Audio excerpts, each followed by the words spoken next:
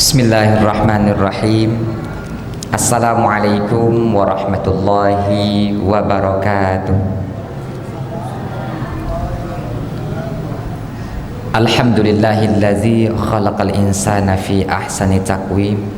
Asyhadu an la ilaha illallah wahdahu la syarikalah wa asyhadu anna Muhammadan abduhu wa rasuluhu la nabiyya ba'da. Allahumma salli wa sallim ala Sayyidina Muhammad wa ala alihi wa sahbihi ajma'in. Bapak Ibu kaum muslimin yang dimuliakan Allah Subhanahu wa taala, puji syukur kehadirat Allah. Alhamdulillah, salawat birangan salam kita haturkan kepada baginda Rasul sallallahu alaihi wasallam. Allahumma salli ala Sayyidina Muhammad wa ala alihi wa sahbihi ajma'in. Baiklah Bapak Ibu, kita melanjutkan pengajian kita sebelumnya, yaitu kitab tasawuf, tentang sifat-sifat hati kita, baik sifat jasadiyah atau sifat qalbiyah. Malam hari ini kita akan menjelaskan berkenaan dengan zuhud. Apa itu zuhud? Ini adalah sifat-sifatnya orang-orang yang soleh, salafus soleh, para ahli sufi, para ahli tasawuf. Mereka ulama-ulama seperti contoh Imam Al-Ghazali, Imam As-Sawri, Zakaria Al-Ansari dan sebagainya. Nah, mereka-mereka ini adalah ulama-ulama yang sangat bagus sekali dalam zuhudnya. Nah, sekarang yang menjadi pertanyaannya adalah zuhud itu apa? Nah, zuhud itu adalah sikap batin. Nah, kita jelaskan dulu. Zuhud itu adalah sikap batin yang tidak memenuhi urusan dunia di dalam jiwanya. Jadi urusan dunia itu hanya sekedar untuk kebutuhan, tapi tidak dimasukkan ke dalam jiwanya, hanya dipegang dengan tangan saja. Ini namanya zuhud. Nah, kita lihat ada sebuah kisah nanti di dalam kitab tasawuf ini diungkapkan oleh Imam Qushairi. Beliau menjelaskannya di dalam fi risalatil Qushairiyah. Beliau menjelaskan di dalam kitab beliau, yaitu Risalah Qushairiyah nama kitabnya. Nah, jadi ada seseorang alim, kata beliau, huwa Abu Ishaq Ibrahim. Beliau ini bernama Abu Ishaq Ibrahim Ibnu Mansur. Beliau ini adalah anak daripada Mansur. Nah, jadi ayahnya ini, kalau saya cerita semua saya baca satu-satu panjang sekali nanti. Jadi saya cerita singkat saja bahwa Abu Ishaq ini adalah anak seorang raja. Beliau dilahirkan di negeri Balkha. Beliau ini dilahirkan di negeri Balkha. Sementara ayah beliau ini adalah seorang raja yang sangat kaya raya. Nah, disebut sini min abna'il muluki, anak seorang raja. Nah, beliau ditanya, Abu Ishaq Ibrahim ini ditanya oleh seseorang. Apa pertanyaannya? Anibni Ibrahim bin Adham rahimallah, Ibrahim bin Adham rahimallah annahu qila lahu bima wajadta zuhuda. Beliau ditanya oleh seseorang berkenaan dengan apa engkau mendapatkan sifat zuhud. Nah, saya ulang lagi, zuhud tadi adalah sikap batin yang tidak menyertai urusan dunia di dalam jiwanya. Artinya urusan dunia itu hanya sekedar di tangan, tidak dimasukkan ke dalam hati. Nah, contoh nih, istri kehilangan emas misalnya, heboh suaminya sampai nak menceraikan, mentalakkan istri, saking marahnya. Ini menandakan seseorang itu dunia sudah dimasukkan ke dalam jiwanya. Tapi kalau orang yang memang dunia itu hanya sekedar dalam genggaman tangannya, maka beliau tetap kembali kepada Allah, wasta'inu bisabri wassalah. Minta pertolongan kepada Allah, sabar dan sembahyang. Nah, kan gitu. Nah, maka kita lanjutkan di sini. Maka beliau menjawab, apa kata beliau? Ahbabta tarka rahatid dunya talaba li rahatil akhirah. Saya senang meninggalkan kesenangan dunia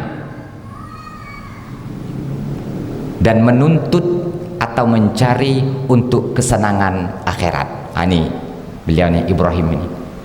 Itu kata beliau. Jadi kata beliau, saya lebih senang kalau ditanya tentang masalah zuhud. Jadi beliau ini nanti ada jawaban di bawah. Beliau ini sangat senang meninggalkan urusan dunia. Buktinya ayah beliau seorang raja kaya raya. Beliau tinggalkan ayahnya di kota Balkha tadi. Beliau pergi ke negeri-negeri,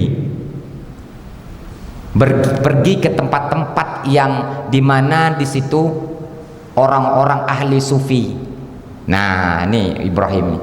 Nah, bertemulah dua orang ulama ahli sufi, orang-orang yang terkemuka dalam ahli sufi. Di sini ya dijelaskan siapa ulamanya, yaitu pertama wasahabah biha Sufyan Sauri wal Fadil bin Iyad. Jadi ada dua orang yang berjumpa oleh beliau. Pertama Sufyan Sauri dan kedua Fadil bin Iyad. Jadi dua orang ulama ini adalah ahli sufi, artinya ahli zuhud, tidak ada urusan dunia padanya. Nah, beliau belajarlah dengan dua ulama ini berkenaan dengan masalah jiwa, masalah hati.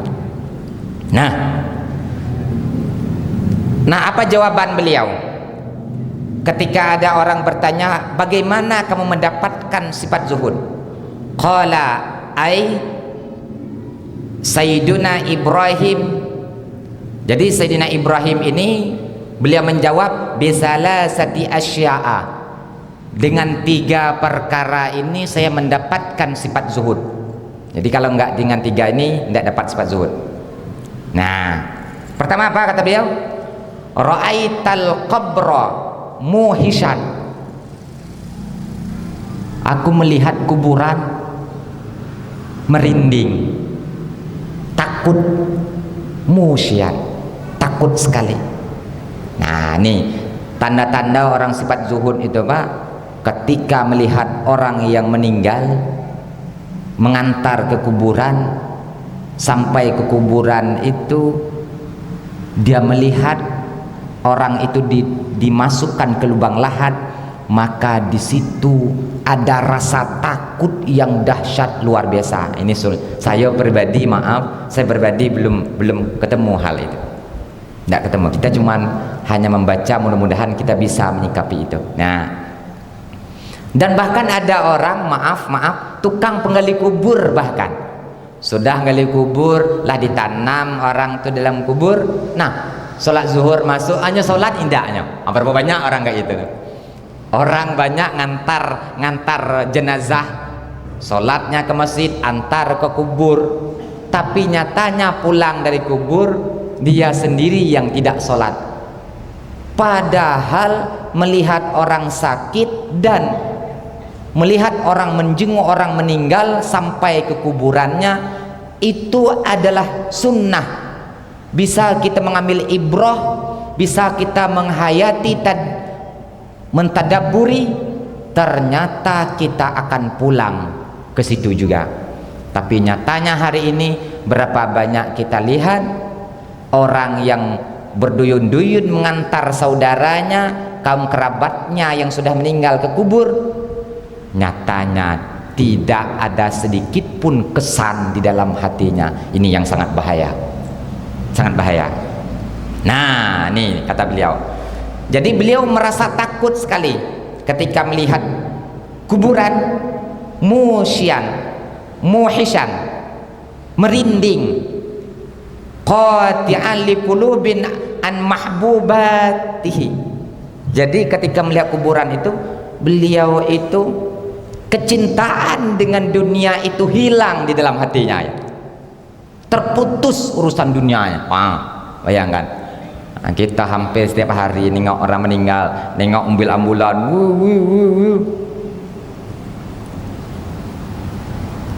jangankan mau meninggalkan urusan dunia, ketika panggilan azan saja Allahu Akbar, Allahu Akbar, berapa banyak orang tidak terpanggil dengan panggilan itu. Nah, berarti belum menjadi pembelajaran bagi kita di saat kita melihat orang yang sudah meninggal dunia itu.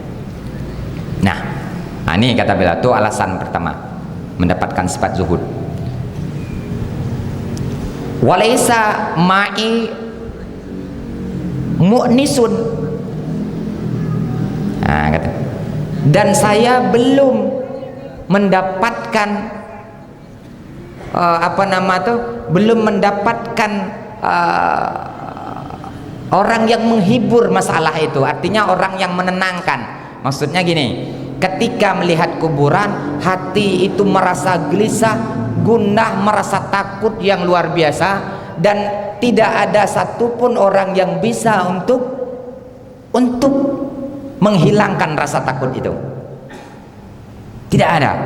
Artinya begitu takut beliau kepada Allah Subhanahu wa taala ketika beliau melihat kuburan itu.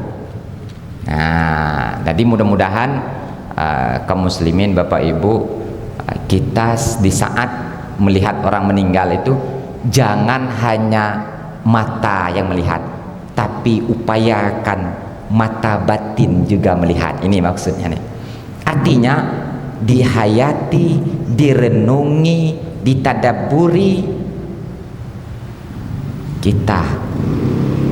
ternyata kita juga akan pasti datang ke sini. Nah, pasti akan masuk ke lubang lahat ini juga. Kalau itu yang kita lakukan, insya Allah hati kita akan merasa takut kepada Allah Subhanahu wa taala. Nah, itu kata beliau. Itu yang pertama.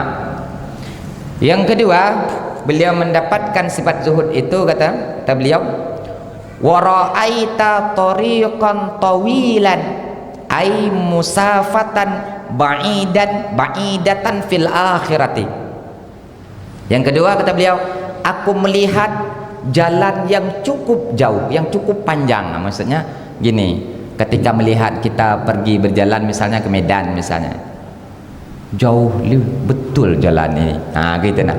Nah, di saat kita melihat jalan yang begitu jauh, maka di situ kita mesti harus membayangkan, artinya ai musafatan ba'idatan fil akhirah. Ternyata perjalanan akhirat itu lebih jauh dari itu. Belum ada apa-apanya. Berapa jauh, berapa lama kita perjalanan di dunia, 60-70 tahun, ternyata untuk di akhirat itu lebih jauh dari itu. Bayangkan Bapak Ibu, di alam kubur kita lihat contoh Abu Jahal laknatullah alaih. Beliau meninggal umurnya sama 63 tahun. Beliau meninggal. Sekarang sudah 1448, berarti sudah berapa abad beliau sudah meninggal. Pertanyaannya adalah, mana yang lebih panjang umurnya di dunia atau di alam kubur? Ini baru alam kubur loh. Bayangkan, sudah berabad-abad, sementara di dunianya hanya 63 tahun. Nah, kalaulah gambarannya di alam kubur kita sudah benar-benar disiksa oleh malaikat Munkar dan Nakir, bagaimana dengan di akhirat kelak? Nah, di alam kubur begitu lama kita disiksa. Itu dalam kitab Murakil Ubudiyah itu dijelaskan. Daqaiqul Akhbar, salah maaf, Daqaiqul Akhbar itu dijelaskan, tasawuf juga ya. Sesungguhnya orang-orang yang tidak mau taat kepada Allah, artinya sholat ndak, puasa malas, sedekah, zakat ndak mau, ada kemampuan uang ndak mau haji, kubur itu mengeluarkan darah dan nanah dari telinganya. Baru mengucapkan salam sudah mengeluarkan darah dan nanah dari telinganya. Kenapa? Karena suara malaikat itu bagi orang yang tidak taat lebih keras dari 1000 kali petir. Subhanallah walhamdulillah, Allahu akbar, astaghfirullahaladzim, astaghfirullahaladzim. Bayangkan, jangankan 1000 kali petir, 50 kali petir mungkin pecah gendang telinga kita. Bagaimana ketika kita mendengarkan suara malaikat itu lebih kuat, kata Nabi, dari 1000 kali petir. Ketika orang yang tidak taat mendengarkan salam malaikat, ini baru mengucap salam, belum ma rabbuka wa ma nabiyuka aina ta'khuzul mal fid dunya, belum ada itu, baru mengucap salam. Auzubillahi min dzalik. Nah, maka oleh karena itu kaum muslimin, Bapak Ibu yang dimuliakan Allah Subhanahu wa taala, jangan tertipu oleh urusan dunia. Silahkan cari dunia, silahkan kaya, tapi jangan tertipu. La yaftinannakum syaitan, jangan kamu tertipu oleh syaitan. Wa mal hayatad dunya la'ibu wa lahu, dan tidaklah kehidupan dunia itu, kata Allah, melainkan permainan dan tipu daya, tidak lebih dari itu. Dan jangankan wa gharratkumul hayat, jangan kamu tertipu dengan kehidupan dunia. Wa gharratkumul amani, Quran bilang, dan jangan kamu tertipu oleh angan-angan, dari yang ini tambah yang itu, dari yang itu tambah lagi yang itu, dari yang itu tambah lagi tambah, itu amani, sedang tertipu oleh angan-angan. Ternyata ajal sudah mendekati. Nah, kita tidak ada kesempatan untuk berbuat taat kepada Allah Subhanahu wa taala. Ini nauzubillah, ini tipu daya yang sangat dahsyat. Jadi tipu daya setan yang sangat meracunkan itu adalah bukan setan hanya mengajakkan kita kafir saja, tidak terus menerus, tapi syaitan berupaya membisikkan kepada kita untuk menunda-nunda taubat. Tunda taubat. Anak muda dibilang nanti, kalau anak muda, belum saatnya saya beribadah, belum saatnya saya ke masjid karena masih muda. Yang sudah menikah, yang sudah punya anak, mengatakan tidak khusyuk rasanya ibadah sekarang karena masih banyak yang harus kuperjuangkan, mencari harta, mencari nafkah untuk anak kuliah, untuk anak sekolah yang SMP, SMA. Jadi kalimat ini sangat sederhana dan indah, seolah-olah indah terdengar di telinga kita, padahal itu adalah tipu muslihat yang sangat membahayakan bagi kita. Nah, itu. Kemudian kata beliau, walaisa ma'i zadan, dan saya belum ada bekal yang disiapkan. Nah, nih sambungan tadi. Jalan sangat panjang, akhirat itu panjang. Di alam dari apa nama tuh, saya bilang tadi alam kubur akhirat entah berapa lama tidak tahu kita. Itu siksa terus itu. Dibangkit di padang mahsyar itu dalam murakil ubudiyah juga. Berapa jauh perjalanan mahsyar itu? Perjalanan mahsyar itu 500 tahun perjalanan. Auzubillahi min dzalik. Dan kita tempuh itu dengan sejengkal matahari di kepala kita. Mati itu 500 tahun umur kita aja entah berapa, ada tahu kita. Paling-paling 60 70, kalau ada lebih dari itu ya itu bonus. Perjalanan mahsyar aja 500 tahun. Kehadiran Allah itu tuh tidak dikumpul lagi nanti di hadirat Allah. Nah, dalam perkumpulan itu siapa yang taat, siapa yang soleh, itulah yang bisa melihat Allah. Banyak sekali dalam Al-Quran menjelaskan tentang kita akan melihat Allah Ta'ala. Orang yang tidak taat tidak bakal melihat Allah. Nah, setelah kita dikumpulkan, baru dari hadirat itu menuju ke mizan pertimbangan amal. Lama lagi itu tuh prosesnya. Dari mizan ke Siratul Mustaqim. Siratul Mustaqim itu kan kita bayangkan seolah-olah sama dengan titian, sama dengan jembatan. Enggak. Satu helai rambut yang dibelah 7, dan bukan perjalanannya semenit 2 menit, ratusan tahun di Siratul Mustaqim itu. Nah, itu yang kita lakukan. Ini yang maksud oleh beliau ini. Ketika beliau melihat jalan yang cukup panjang, artinya jalan akhirat itu jauh dibandingkan dengan perjalanan dunia ini. Nah, maka saya ulang, jangan tertipu dengan sesaat ini sehingga kita menjual tujuan yang sesungguhnya. Kita terlena dengan urusan dunia, kita tinggalkan urusan akhirat yang kita abadi untuk selama-lamanya. Dan nggak bakal pernah ada lagi alam setelah itu, nggak ada lagi. Itulah alam yang sesungguhnya. Dan Allah berjanji, wasari'u ila maghfirah, dan bersegeralah minta ampun kepada Tuhan. Wa jannatin arduha samawati wal ard, dan surga seluas langit dan bumi Allah sediakan. U'iddat lil muttaqin, Allah sediakan untuk orang-orang yang takut pada Allah. Allah sediakan. Nah, ini Bapak Ibu kaum muslimin yang dimuliakan Allah Subhanahu wa taala. Itu yang kedua. Masih ada waktu? masih. Yang ketiga kata beliau, wara'aital jabbar ay allazi yaqharul ibadah ala kulli ma arada qadiyan wa laysa li hujjatun. Yang ketiga kata beliau, saya mendapatkan zuhud itu, saya melihat Allah yang maha perkasa. Maksudnya kalau nak nengok Allah tidak bisa, tapi kita melihat Allah maha perkasa mana? Banyak contohnya Bapak Ibu. Mana contoh? Kita melihat tadabbur alam. Lihat tadabbur alam, pandang dunia ini. Siapa yang mampu menciptakan dunia yang tanpa tiang ini? Siapa yang mampu menciptakan alam yang tidak ada ujungnya ini?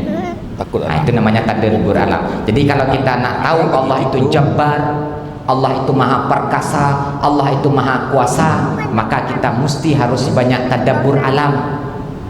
Kita renungi, kita hayati alam semesta ini. Kok bisa matahari tenggelam, besok timbul lagi? Siapa yang tukang aturnya? Disitulah kita mulai merenungi, disitulah kita mulai insaf hati kita. Ternyata Allah itu adalah maha perkasa, Allah itu maha kuasa. Nah, dengan beliau melihat Allah itu maha perkasa, qadiyan, dan Allah itu maha mengadili. Tidak ada yang terlepas dari pengadilan Allah Ta'ala. Kalau di dunia banyak orang yang lepas dari pengadilan negeri. Contoh orang koruptor, karena ada duit terbebas dia, paling-paling penjara 2 bulan 3 bulan kayak itu nah. Orang-orang yang zalim terlepas dari keadilan dunia. Banyak orang yang terlepas keadilan dunia, tapi tidak ada satupun makhluk manusia maupun jin yang terlepas dari keadilan Allah Ta'ala. Kita pasti akan diadili.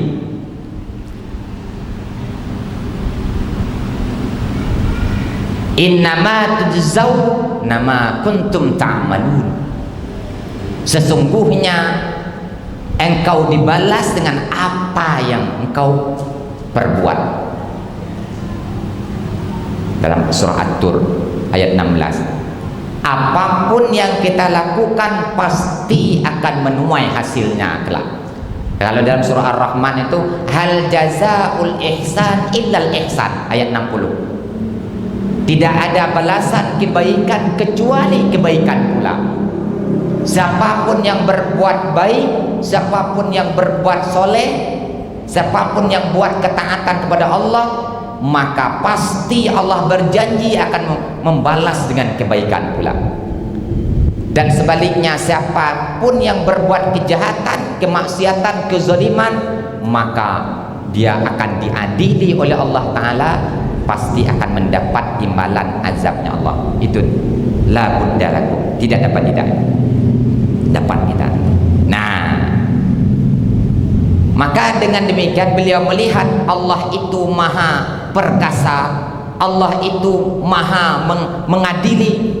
Walaisa, katanya, li hujjatun, maka kata beliau, saya belum mendapatkan hujah bahasa kita ini apa nama itu, jawaban nanti apa yang akan ditanya oleh Allah Ta'ala. Argumentasi ketika Allah bertanya nanti, tidak ada jawaban bagi kita. Kenapa? Kalau orang tidak taat, ya pasti tidak ada jawaban. Jangankan di akhirat, di alam kubur saja tidak ada jawaban.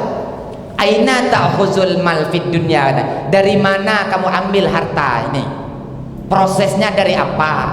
Dan kemana kamu nafkahkan? Kemana kamu berikan? Kemana kamu arahkan?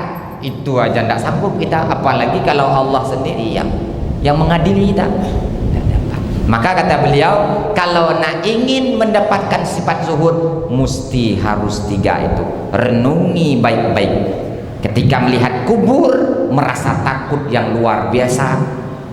Ketika melihat jalan yang cukup jauh, artinya jalan akhirat itu jauh, maka kita merasa berupaya untuk menjadi orang yang taat, karena kita tahu perjalanan kita masih cukup jauh. Ini baru awal mula perjalanan kita.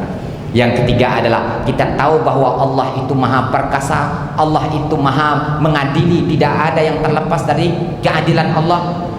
Pasti kita akan diadili. Maka di situ timbullah sifat zuhud. Apa zuhud tadi? Urusan dunia itu tidak ada apa-apanya. Banyak buktinya. Nabi itu tidak ada urusan zuhud. Siapa bilang? Nabi lebih berat zuhudnya. Kita lihat Nabi sering mengikat perutnya karena menahan rasa laparnya. Dan bahkan ada makanan yang disedekahkan oleh sahabat langsung diberikan. Ada kain yang diberi langsung diberikan ke orang lain. Itu lebih dahsyat zuhudnya Nabi. Dan bahkan beliau sebelum wafatnya ditanya kepada Aisyah, "Ya Aisyah, masih adakah yang tertinggal?" "Tidak ya Rasulullah, cuman hanya ada 7 keping dirham untuk persiapan kapanmu." Pingsan Nabi. Allahu Akbar walillahilham. 7 keping dirham masih tinggal. Ini untuk bekal beliau membeli kain kafan. Pingsan beliau. Ketika bangun dari pingsan, sadar dari pingsannya, ditanya lagi, "Ya Aisyah, masih ada?" "Masih ya Rasulullah." Pingsan lagi.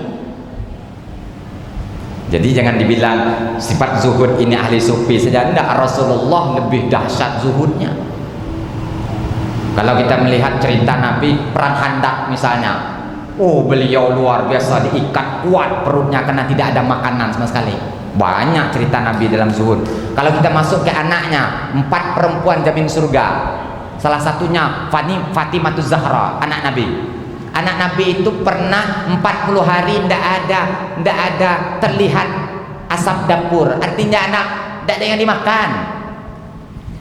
Dan bahkan beliau Fatimah Zahra itu 4 hari tidak pernah datang ke rumah Rasulullah. Penasaran Nabi. Biasanya Fatimah kalau tidak pagi sore datang. Ini Fatimah tidak datang-datang. Sudah 4 hari datang langsung Nabi menemui Fatimah. Kenapa engkau tidak ke rumah wahai Fatimah? Ya Rasulullah, ya Habibullah, sering sekali aku merasakan lapar, tapi inilah yang sangat dahsyat laparnya. Allahu Akbar, ini anak Nabi loh, anak kekasih Allah. Dan bahkan Fatimah Zahra salah satu perempuan yang jamin surga, tapi beliau zuhudnya luar biasa. Nah, maka kesimpulannya Bapak Ibu, mungkin kalau kita selepel itu tidak kuat, saya rasa tidak mungkin kuat. Tapi kalau usaha insya Allah setidak-tidaknya, pertama kita tahu bagaimana kehidupan orang soleh, satu. Yang kedua, bisa kita mengendalikan diri, artinya jangan dunia itu yang memudai kita, tapi kitalah yang memudai dunia. Bukan dunia yang mengatur kita. Tengok kalau orang diatur dunia, tidak tahu ibadah, tidak tahu ini, yang tahunya urusan kerja, itulah dibudak dunia orang, lah diatur oleh waktu.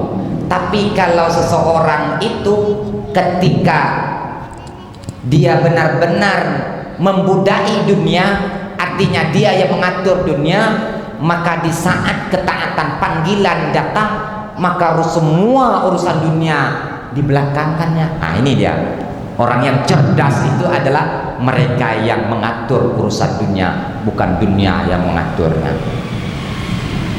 Bapak Ibu kaum muslimin yang dimuliakan, berkaitan dengan masalah zuhud tadi, bahwa ada manusia yang begitu soleh, begitu taat, sehingga dia itu dijuluki seorang wali tadi Ustaz ya. Nah, kemudian pernah dibaca itu ada seorang wali yang pengamalannya itu bertentangan dengan julukannya seorang wali Ustaz. Misalnya tidak pakai baju Ustaz, kemudian merokok, tetapi dihormati oleh kalangan para ulama Ustaz. Kita tahu bahwa amalan ini punya syarat dan rukun Ustaz. Nah, jadi kalau tidak dilakukan tentu tidak sah karena tidak melakukan syarat dan rukun. Seperti wali tadi itu tidak pakai baju, telanjang dada, kemudian pakai celana pendek. Jadi ini jenis wali yang mana Ustaz? Kemudian bagaimana pula menurut Islam itu Ustaz? Wali itu memang zahiriyah pandangan manusia ya, tapi di sisi Allah belum tentu wali. Nah, ini perlu digarisbawahi ya. Ada ulama orang alim ya, kita lihat orang alim karena kita tidak berbaur dekat dengannya, jadi belum tentu. Nah, misalnya ada orang dari ini diundang sini, oh ampunnya kita salam cium tangan kita. Makanya Imam Bukhari, saya panjang dikit ya jawab. Imam Bukhari, beliau jauhlah mencari hadis itu, bukan hadis saja diambil, enggak. Beliau tinggal 3 hari di rumah ulama itu.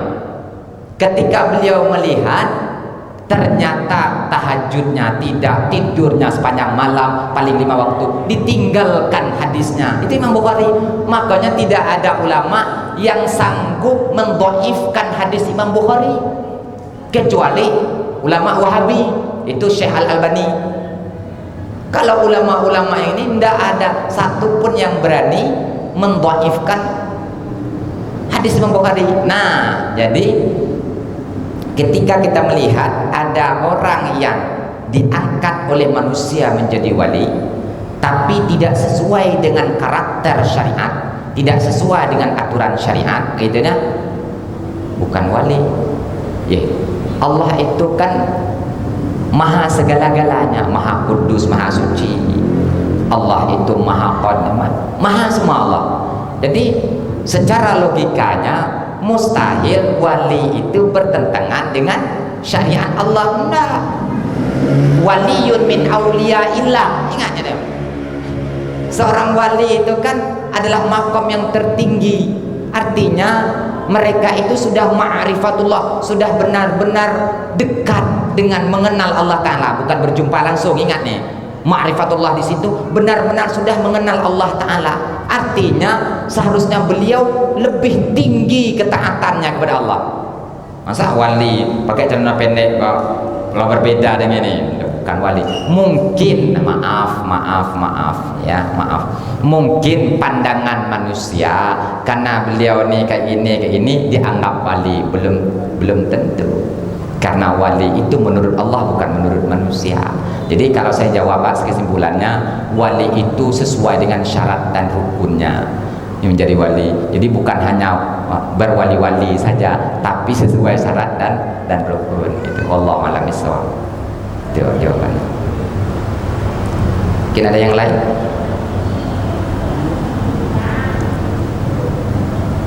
Mungkin itu yang dapat kami sampaikan. Kalau tidak ada lagi pertanyaan, mudah-mudahan dengan pengajian kita malam hari ini, mudah-mudahan terutama saya sendiri terbuka pintu hati kita dengan belajar sedikit demi sedikit untuk sifat zuhud ya, walaupun tidak seperti apa yang dilakukan oleh para ulama-ulama. Mudah-mudahan kita dapat ridhonya Allah Subhanahu wa taala. Amin ya rabbal alamin. Mungkin sekian. Wassalamualaikum warahmatullahi wabarakatuh.